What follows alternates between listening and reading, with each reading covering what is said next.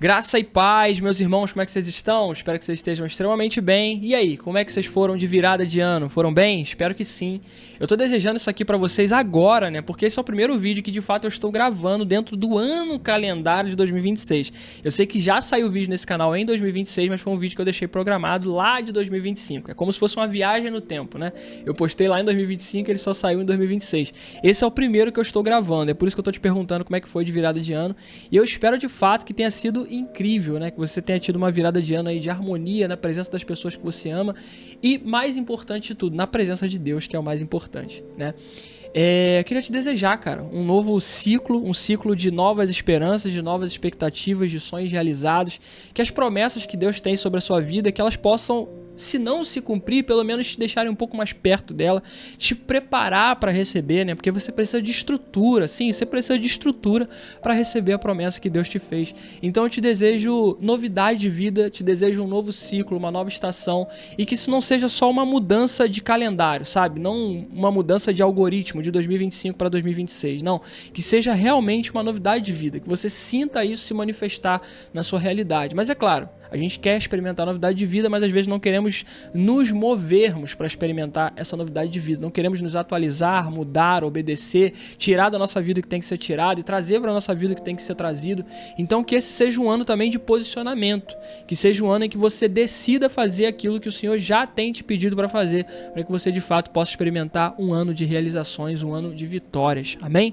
Então é isso que eu desejo sobre a sua vida aí. Um excelente ano de 2026, um excelente ciclo, que daqui em diante nós possamos colher tudo aquilo que nós semeamos ao longo dos outros anos aí anteriores. Amém? Cara, hoje eu tenho um vídeo diferente para falar com vocês aqui. Antes de eu entrar no tema do vídeo, eu quero te pedir aqueles favores, né? Esse canal aqui, cara, ele tem um intuito muito genuíno, que é pregar o evangelho, é praticar a grande comissão de Cristo, que foi o último ordenamento que o Senhor nos deixou antes de ser assunto aos céus, que é ir por toda parte pregando o evangelho, fazendo discípulos de todas as nações e batizando-os em nome do Pai, do Filho e do Espírito Santo. Então, esse é o intuito desse canal, é propagar o evangelho, né? Essa é uma plataforma que nos ajuda a fazer isso. E se você quiser fazer parte disso, você nos ajuda fazendo algumas coisas que são muito simples e que vai custar menos de 1 minuto do seu tempo. Primeira coisa é, se você ainda não é inscrito, se inscreve aqui, ó. Aqui embaixo tem um botãozinho chamado inscreva-se. Clica nele e não esquece também de ativar as notificações, tá? Com esses dois movimentos você já ajuda demais esse canal a ser propagado para outras pessoas. Mas se você quiser ajudar mais ainda, cara, deixa um comentário aqui. Não importa de que cunho seja, sabe? Deixa um comentário, um amém, um aleluia, se manifesta de alguma forma nos comentários, deixa Jesus te usar, se foi uma dúvida, se foi algo que você queira contribuir em relação ao tema do vídeo, não sei.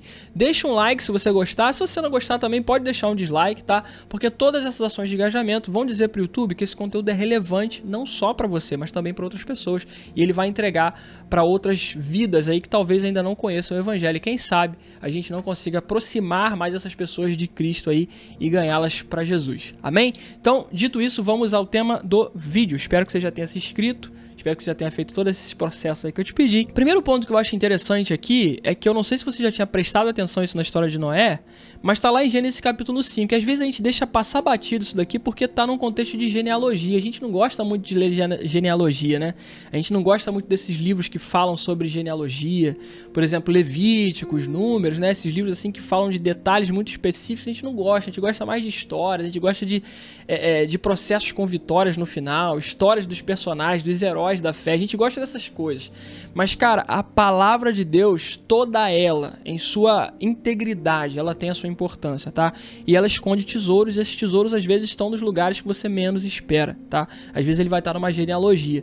E aqui em Gênesis 5 ele conta um pouquinho de genealogia, embora seja uma genealogia diferente, que não é parecida lá como, por exemplo, Mateus capítulo 1, que é muito mais fulano, filho de ciclano, ciclano, filho de beltrano, né? Aqui ele vem trazendo com um pouquinho de história, até mais gostosinho de ler, mas ainda assim a genealogia eu sei que tem algumas pessoas que pulam ou até leem sem dar a devida atenção. E esse é o primeiro ponto, porque Noé, ele é filho de Lameque, tá? Vai dizer aqui, ó, no Gênesis capítulo 5, a partir do versículo 28, que aos 182 anos, Lameque gerou um filho e chamou-o de Noé. E aí ele libera uma palavra profética sobre a vida de Noé. Ele libera uma palavra profética sobre a vida do filho. Ele diz assim, ó, que ele nos traga alívio de nossas tarefas e do trabalho doloroso de cultivar essa terra que o Senhor amaldiçoou. Então ele coloca sobre a vida do filho uma responsabilidade profética que é de redenção, de libertação de um peso, de cultivar uma terra amaldiçoada por Deus, uma terra que não gerava bons frutos, independente do esforço e do trabalho que eles cultivassem. Né? A gente vai ver lá em Gênesis capítulo 2 ou 3, capítulo 3 na verdade, né, que é a queda do homem e da mulher, que o Senhor amaldiçoa a terra e fala para Adão que a partir de agora ele teria que cultivar aquela terra e que aquela terra de alguma forma não daria bons frutos e que ele teria que comer do suor do seu rosto. Então era uma terra bem ruim, era uma terra bem abrupta, tá? Então Lameque libera essa profecia sobre a vida de Noé, né? Dizendo assim, cara, você vai mudar isso daí. De alguma forma você vai quebrar esse ciclo, você vai trazer um processo de redenção para a humanidade, para nós, um descanso para que a gente tenha uma terra um pouco mais fértil, para que a gente de fato plante, mas colha, né? Porque provavelmente ali naquele período o plantio e a colheita não era uma coisa tão específica assim. Até porque nunca tinha chovido na terra. Isso aqui é uma informação muito importante, tá? A gente vai ver através da história de Noé, um dos pontos mais importantes que demonstram a fé de Noé é que nunca havia chovido na terra. Então Noé recebe um chamamento de Deus e Deus fala para ele assim, constrói uma arca que eu vou inundar tudo. Só que, cara, Noé tem que ter uma baita de uma fé, porque ele nunca tinha visto chuva. O que fazia com que a terra fosse molhada era uma relva que saía do próprio solo e molhava a vegetação. Não tinha chuva, a chuva não caía do céu. E a gente hoje entende, né, obviamente com muita tecnologia aí ao longo dos tempos e tudo mais, que a chuva é primordial para o plantio da terra, né? A chuva é primordial para a colheita, para a agronomia de uma forma geral, tá? Eu não sou agrônomo, então é por isso que às vezes eu vou entrar um pouquinho em termos técnicos aqui que são mais difíceis para mim. Mas a gente vai ver que não havia chuva ainda, né? Então, assim, isso também justifica um pouco do porquê que era tão mais difícil, assim, talvez cultivar aquela terra, que era uma terra seca, uma terra árida, né? Uma terra mais difícil de ser cultivada porque não tinha água. A água vinha do solo, era uma relva, enfim. Era bem mais complicado. Mas a gente vai ver que Noé é fruto de uma profecia liberada pelo seu pai. E aqui a gente já traz algo interessante para nossa vida, né? Às vezes a gente não coloca a fé verdadeira na força das nossas palavras, principalmente quando a gente tem uma autoridade profética sobre a vida de alguém. Aqui a gente está falando de um pai liberando uma palavra profética sobre a vida de um filho. Eu não sei se você aí do outro lado tem filho, né? Eu ainda não tenho, mas eu acredito em Deus que um dia ele me dará esse privilégio de ter. Eu acredito de verdade que aquilo que eu liberar sobre a vida do meu filho vai ser um destino profético para ele. Por mais que ele escolha um outro caminho, mas de certa forma, em algum ponto ele vai se encontrar com aquela palavra profética que eu liberei sobre a vida dele. Por quê? Porque eu tenho uma autoridade profética sobre o destino do meu filho. Eu tenho a responsabilidade de apontar para ele uma direção. Eu sou a pessoa que Deus escolheu para que pudesse apontar esse destino para ele. Então, de alguma forma, essa autoridade espiritual, sacerdotal, está sobre mim em relação à vida do meu filho. Então, para você também não é diferente. Se você tem seu filho aí na sua casa, né, seu filho, sua filha, ou alguma pessoa que esteja debaixo da sua autoridade, por exemplo, se você é marido e tem uma esposa, sua esposa está debaixo da sua autoridade, né, ela está debaixo da mesma missão que você, cara, exerça isso daqui, sabe? Libere palavras proféticas sobre a vida das pessoas. A gente vai ver que na vida de Noé isso aqui já vai se cumprir, né? Então não é algo ao léu, não é algo à toa, existe força nas palavras, né? Já que a gente está falando de Gênesis aqui, a gente vê que Deus criou lá em Gênesis capítulo 1 todas as coisas da terra a partir da palavra.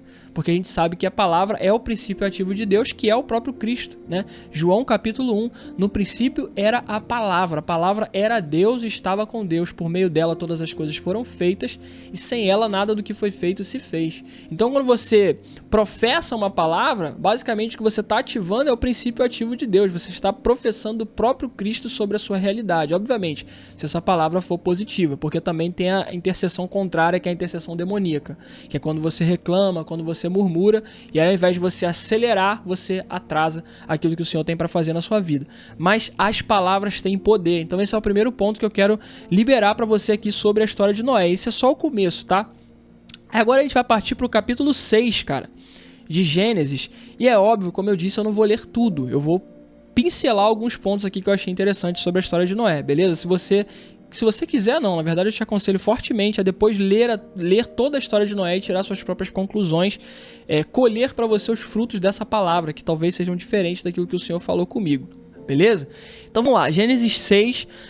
Versículo 9. Aqui começa de fato a história de Noé. Antes a gente falou da história da genealogia. A gente falou de Lameque, que era o pai de Noé. Aqui a gente vai falar de fato da história de Noé, beleza? Então a história de Noé começa lá em Gênesis 6 a partir do versículo 9. A gente já vai ler um relato aqui que é interessante. Ó. Este é o relato de Noé e sua família. Noé era um homem justo. Então já deixa isso daí bem emblematizado na sua cabeça. A única pessoa íntegra naquele tempo e andava em comunhão com Deus. Cara, imagine o peso da responsabilidade dessa afirmação aqui que estava sobre Noé, né? Noé era um homem justo. Primeiro ponto, né? Se você espera viver coisas extraordinárias com Deus, você precisa ser justo. Glaucio, como é que eu sou justo? Antes, cara, nesse período aqui, Cristo ainda não havia vindo. Então é óbvio que requeria um certo esforço a mais da nossa parte. Não que hoje não requeira, né?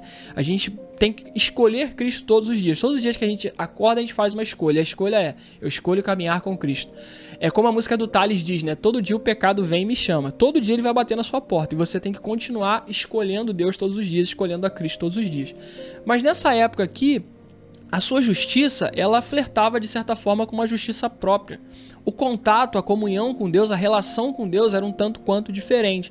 A gente vai ver que não tinha nem a ação do Espírito Santo de forma geral como temos hoje. Hoje, através do sacrifício de Cristo, o Espírito Santo está disponível para todos, mas nessa época não. A gente vê que a ação do Espírito Santo, na época do Antigo Testamento, ela era específica e pontual para pessoas que o Senhor escolhia. Então, essas pessoas que o Senhor escolhia recebiam o Espírito Santo e viviam coisas extraordinárias com Deus. Então, a justiça nessa época, o se tornar justo, requeria muito mais da força do seu braço, do seu caráter, do seu ímpeto de, cara, eu quero caminhar com Deus. Então, a justiça aqui, ela era muito mais nesse sentido de justiça própria mesmo, sacou?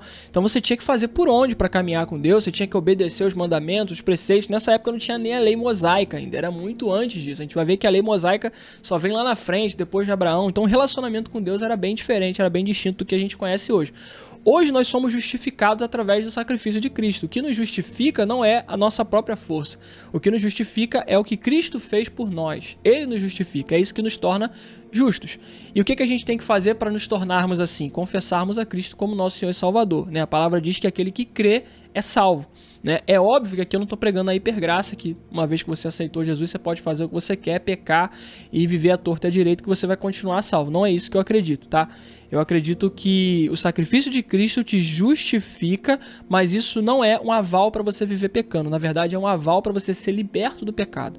Agora você tem a possibilidade de não se inclinar mais para o pecado. Você tem a escolha de escolher um outro caminho, que é o caminho de Cristo. Ele comprou para nós essa possibilidade de não sermos mais escravos daquilo que nos escravizava antes.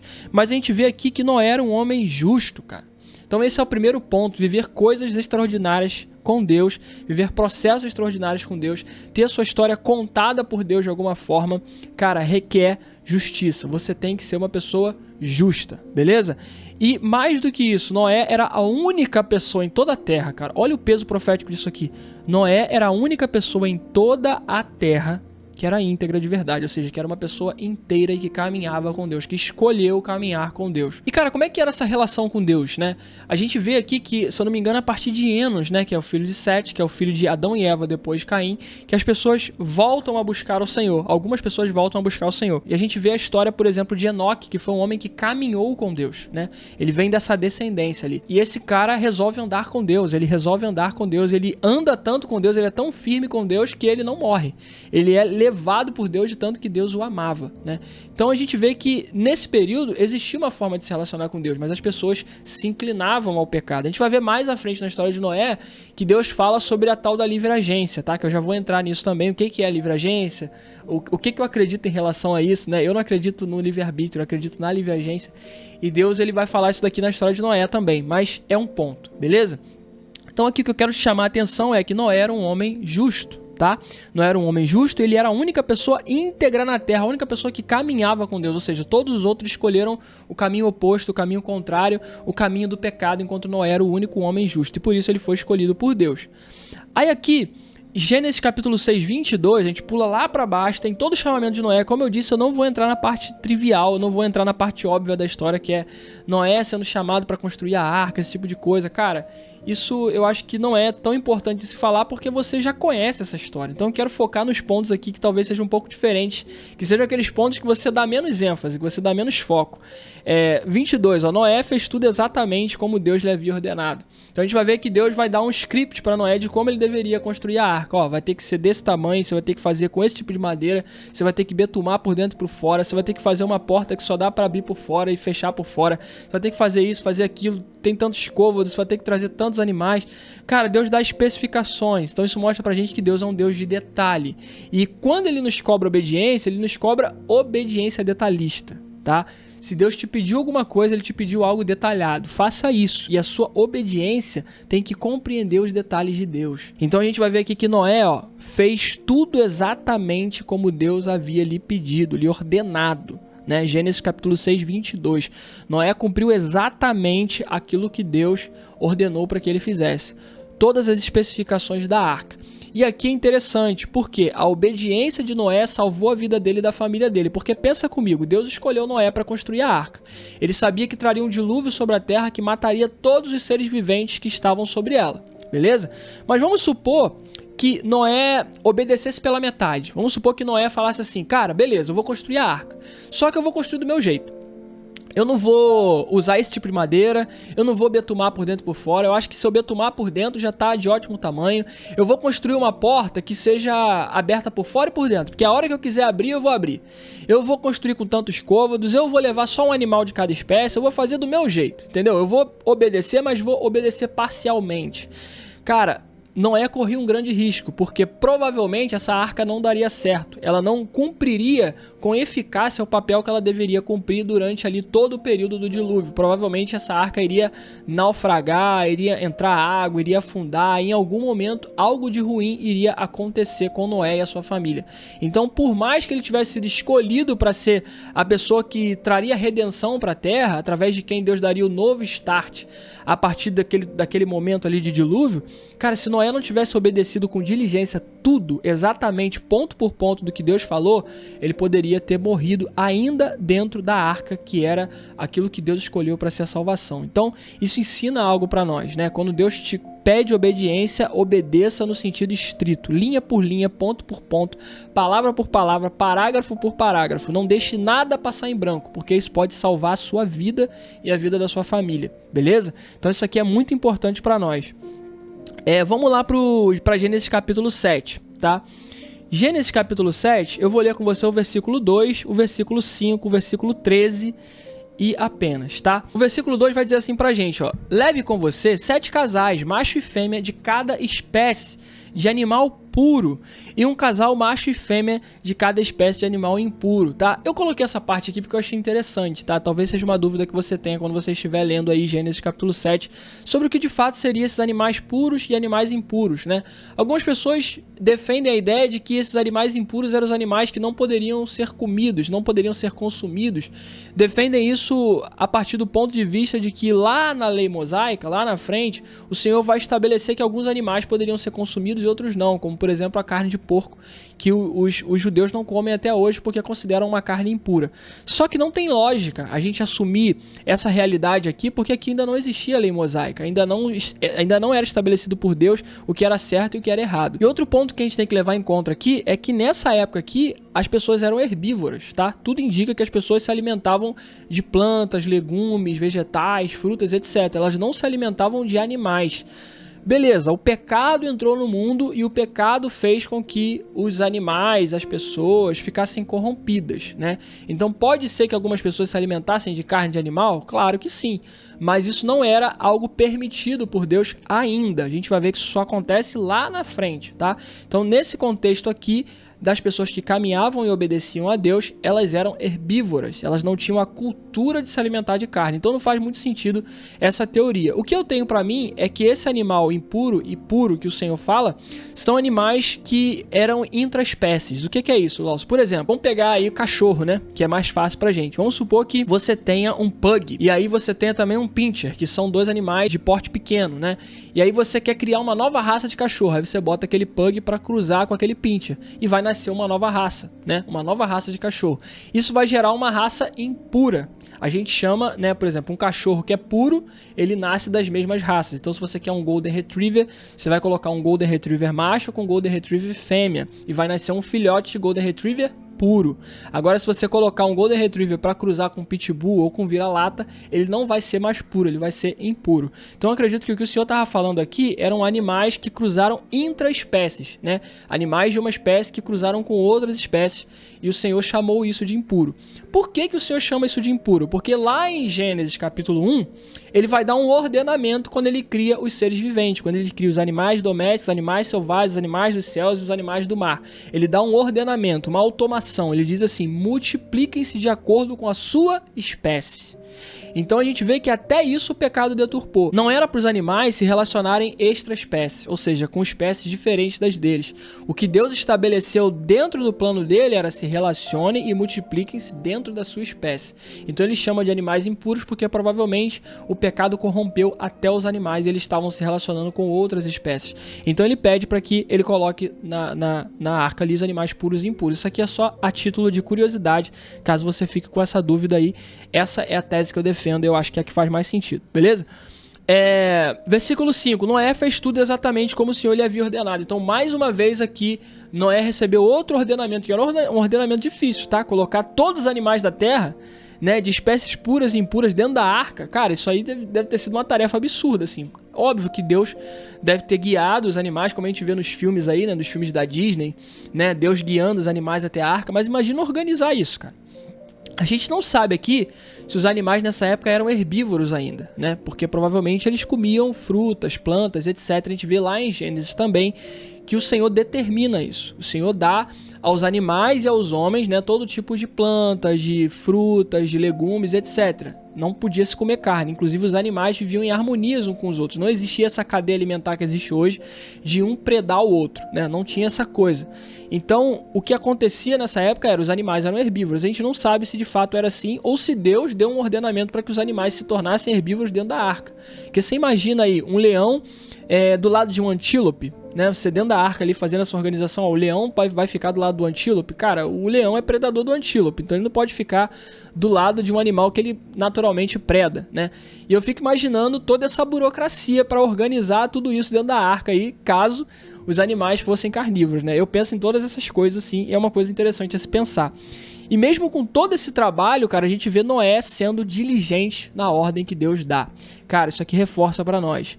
Temos que ser diligentes na obediência. Não basta só obedecer, temos que obedecer da maneira certa. E mais do que isso, permanecer obedecendo. Não é obedecer até a metade do caminho, é obedecer até o final do caminho, até o fim do caminho. Tá? Então isso aqui é muito importante para nós. É por isso que eu chamo a atenção mais de uma vez isso aqui para vocês, beleza? No 13 vai dizer assim, ó: naquele mesmo dia, Noé tinha entrado na arca com esposa, os filhos, Sem, Cã e Jafé e as mulheres deles. O que eu aprendo com isso aqui, cara? Isso aqui é muito interessante, tá? Deus, ele nunca vai abrir mão da sua família, beleza? A gente vê que a palavra vai dizer pra gente que a única pessoa íntegra de fato em toda a terra era Noé. Se a família de Noé fosse tão íntegra quanto ele, a palavra ia deixar claro pra gente que Noé e sua família eram íntegras. Mas a palavra não diz isso. Então, muito provavelmente, o único que de fato era íntegro em toda a terra, inclusive no seu núcleo familiar, era Noé. E a sua família devia ser meio perdida. Inclusive, tem uma... acho que foi uma novela da Record. Eu não gosto de usar muitas novelas da Record não, porque tem muita licença poética, né? Eles dão umas extrapoladas ali que é meio bizarras. Mas a gente vê isso aqui sendo contado, né? Eles pegam os filhos de Noé e colocam Noé ali insistindo muito para que os filhos viessem para próximo dele, ajudassem ele na construção da arca, se convertessem aos caminhos do Senhor, porque os filhos eram meio perdidos. Eles gostavam da esbórnia, do álcool, da bebedeira, da vida do pecado, né? Na novela eles contam dessa forma. E assim, a gente consegue fazer uma inferência disso da Bíblia, tá? Eu acho que isso não é extrapolar demais. Porque se a Bíblia deixa claro que Noé era o único em toda a terra que era íntegro e caminhava com Deus, isso significa dizer que os seus filhos não eram tão íntegros assim. Assim como a esposa dos seus filhos e assim como a própria mulher de Noé, tá? Então assim, é uma inferência que a gente consegue fazer aqui. Mas ainda assim, mesmo essas pessoas não sendo íntegras e tendo talvez maldade no seu coração e inclinadas ao pecado diferente de Noé, por ser família de Noé, Deus teve misericórdia também deles. Então, naquele mesmo dia, Noé entrou na arca com a sua esposa, seus filhos e suas noras, Deus não deixou ninguém para trás. Então isso aqui é um ponto muito interessante. Deus não vai deixar sua família para trás.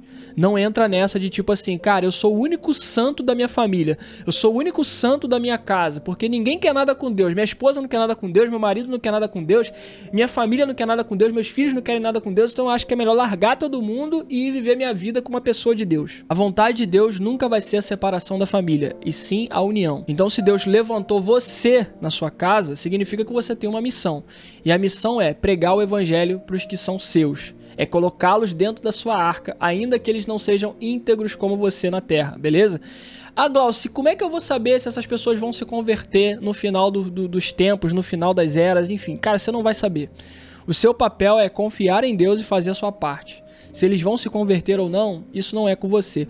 A própria palavra diz, né? Paulo vai dizer assim, mulher, como você vai saber se você vai salvar o seu marido? E marido, como você vai saber se salvará a sua mulher?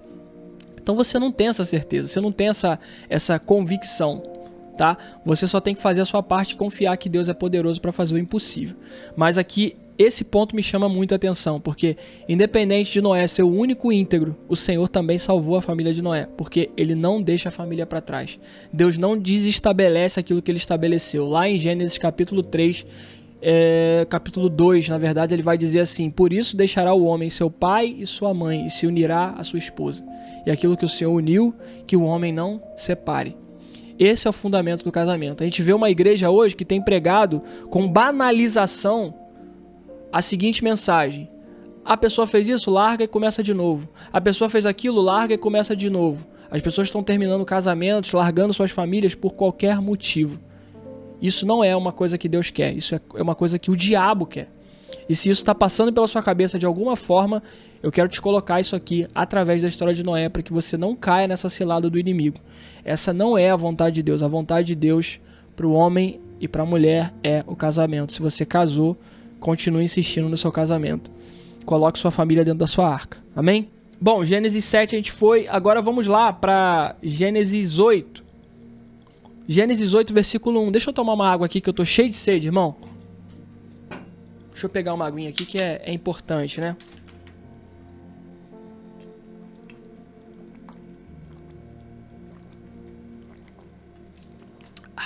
Água é bom, cara. Se hidratem, tá, gente? Se hidratem porque isso aqui é importante.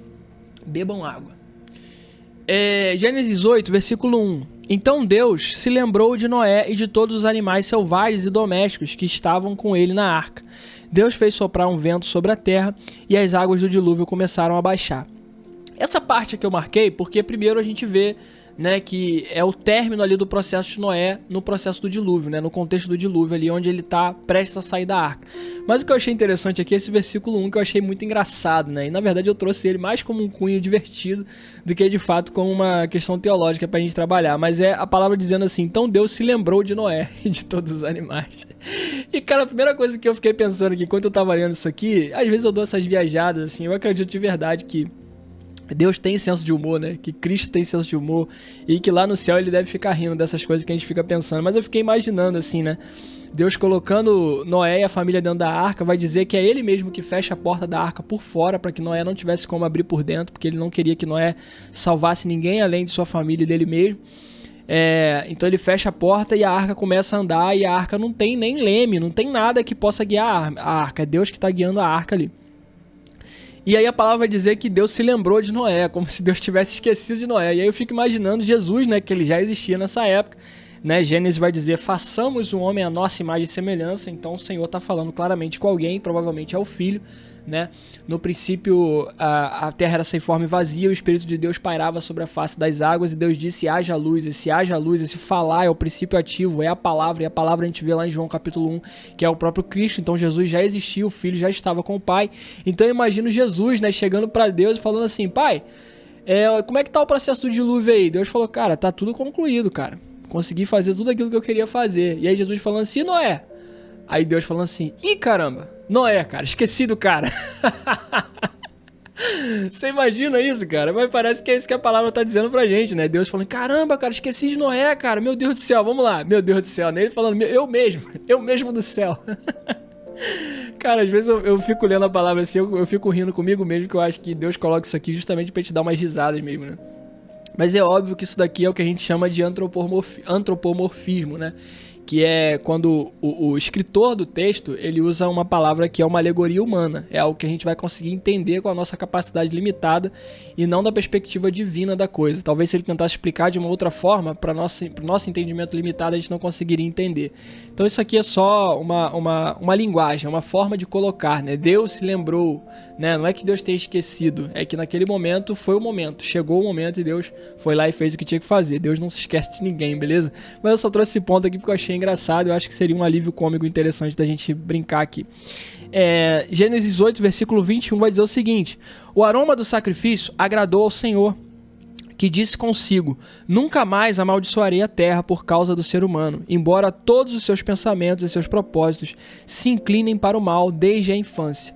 Nunca mais destruirei todos os seres vivos. 22. Enquanto durar a terra, haverá plantio e colheita, frio e calor, verão e inverno, dia e noite. Então aqui, cara, é óbvio que eu vou contextualizar aqui para você entender melhor, porque eu acabei lendo um pouquinho fora do contexto, mas Noé sai da arca e a primeira coisa que ele faz é um sacrifício ao Senhor. E o Senhor sente o cheiro daquele sacrifício aromático e ele fica feliz, ele fica alegre com aquilo, ele recebe o sacrifício de Noé, porque ele vê que é uma primícia, é algo que Noé entregou de coração. Então ele faz uma promessa para si mesmo, Deus faz uma promessa para si mesmo.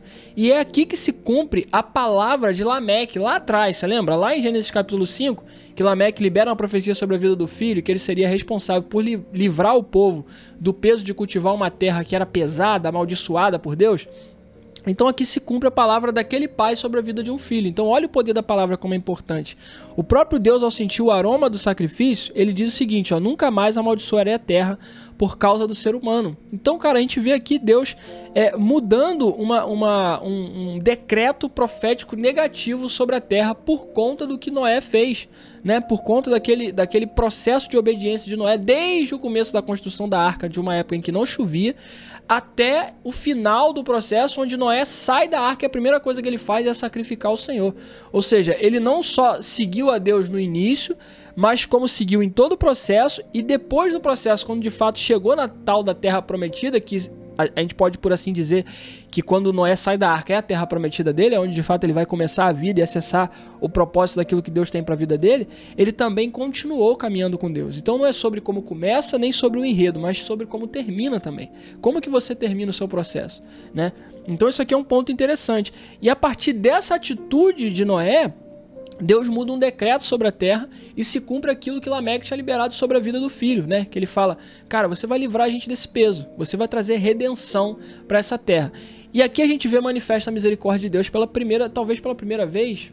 Não pela primeira vez não, né? A gente já vê a misericórdia de Deus sendo estabelecida na vida de Adão e Eva, quando ele dá um novo filho para Adão e Eva, mesmo num contexto de pecado, né? Quando ele, depois de Caim matar Abel, ele dá lá Sete, ele dá uma nova possibilidade a Adão e Eva, um recomeço. Ali a gente já vê graça, mas aqui a gente também vê graça com clareza, cara, porque Deus amaldiçoou a terra lá em Adão e Eva, né? Ele falou que, cara, a terra vai ser maldita. Vai ser com muito sacrifício que vocês vão plantar e colher. Vocês vão ter que trabalhar muito, vocês vão ter que se virar nos 30 para conseguir colher alguma coisa dessa terra, porque essa terra é maldita. Mas a gente vê aqui que quando ele restarta todo o processo, através de Noé, através de uma palavra profética de um pai sobre a vida de um filho, a história da humanidade muda, né? Então, se hoje a gente consegue plantar e ter uma colheita justa, uma colheita um pouco mais tranquila, digamos assim, é por conta de uma palavra profética de um pai sobre a vida de um filho e sobre a obediência desse filho em relação à palavra profética que esse pai tinha liberado. Porque também existe uma consonância, né? Existe uma concordância entre a palavra profética e o posicionamento que eu tenho em relação a essa palavra profética.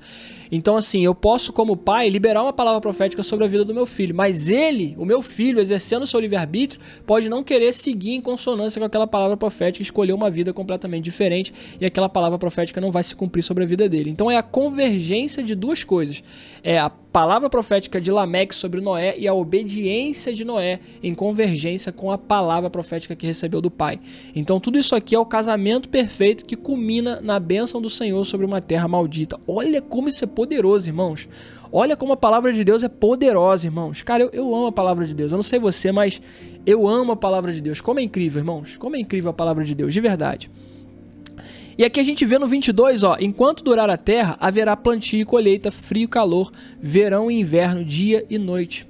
E aqui Deus nos estabelece que o plantio e a colheita vai ser pro bom ou vai ser pro mal, que o frio e o calor vai ser pro bom ou vai ser pro mal, que o verão e o inverno vai ser pro bom ou vai ser pro mal, que o dia e a noite vai ser pro bom ou vai ser pro mal. Ele diz que vai haver. E aqui corrobora com aquela palavra de Salomão que vai dizer que a chuva cai sobre o justo e o injusto, e o sol nasce pro justo e pro injusto.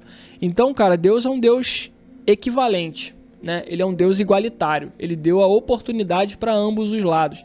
E ele faz isso para quê? Para que no fim dos tempos ele possa exercer justiça. É por isso que tanto o mal quanto o bom têm as mesmas oportunidades. A pessoa ruim, ela pode prosperar. E a pessoa boa também pode prosperar. É equiparado, é igualitário. Por quê? Porque a justiça de Deus ainda não se cumpriu sobre essa terra caída. Ela vai se cumprir lá na frente, no dia do juízo. É ali que Deus vai separar o joio do trigo. Aí não vai ser mais quem prosperou e quem não prosperou. É quem foi justo e quem não foi justo. É quem escolheu andar com Deus e quem escolheu o caminho da iniquidade. Então, para que isso se cumpra, Deus precisa cumprir o quê? Igualdade nessa terra caída. Ambos têm que ter a mesma oportunidade. Tanto o mal quanto o bom. De praticar o bem ou de praticar o mal. Para que no final ele possa ser justo, né?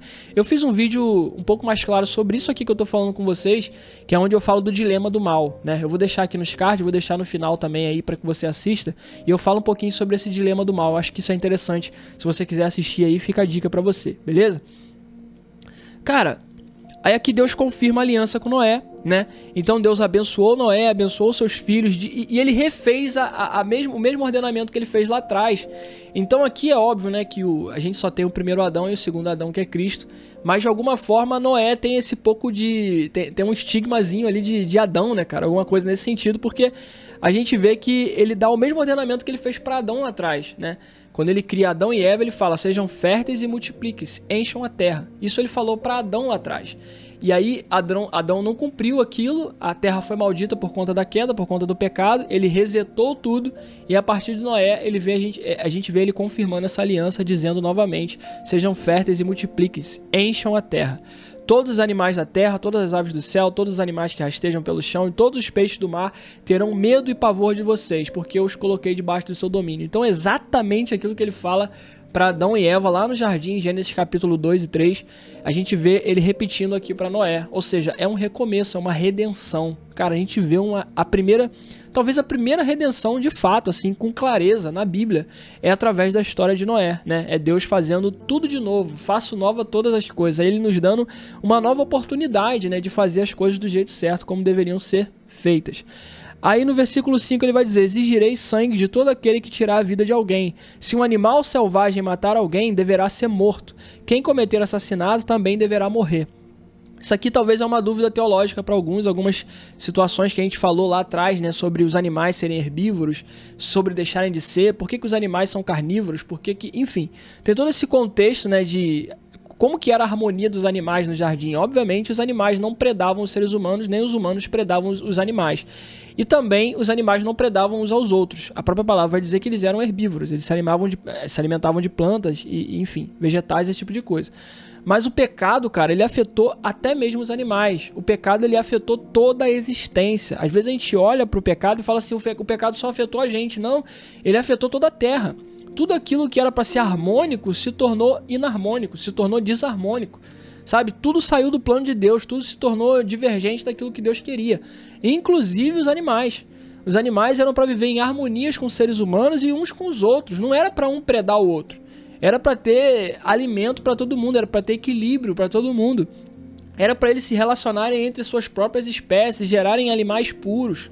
Né? Isso aqui, cara, é muito interessante. Isso é tão interessante que Malaquias, capítulo 2, quando ele está falando de casamento, está falando do sacerdócio, Deus vai dar uma exortação muito dura aos sacerdotes porque eles estavam sendo adúlteros com as suas mulheres. E ele estava dizendo assim, ele diz o seguinte, o que Deus ordenou no princípio? Que o homem deixaria seu pai e sua mãe e se uniria à sua esposa. Para quê? Para que ele gerasse uma descendência pura e consagrada para Deus. Então o que Deus está dizendo para o homem é a mesma coisa que ele disse para as espécies animais. Cara, se unam com pessoas da sua mesma espécie. Entende isso aqui? Se unam com pessoas da sua mesma espécie. Isso aqui, cara, serve pra muitas coisas aqui que eu não vou entrar no detalhe, mas você entendeu do que eu tô falando, né? Se unam com pessoas da sua mesma espécie. Essa é a vontade de Deus. Não que as pessoas têm pregado por aí, achando respaldos bíblicos distorcidos e controversos para defender as suas vontades pecaminosas, tá? Então o que Deus estabeleceu desde o início é: unam-se com a sua própria espécie. O que passar disso é impuro, é considerado impuro. Não é vontade de Deus.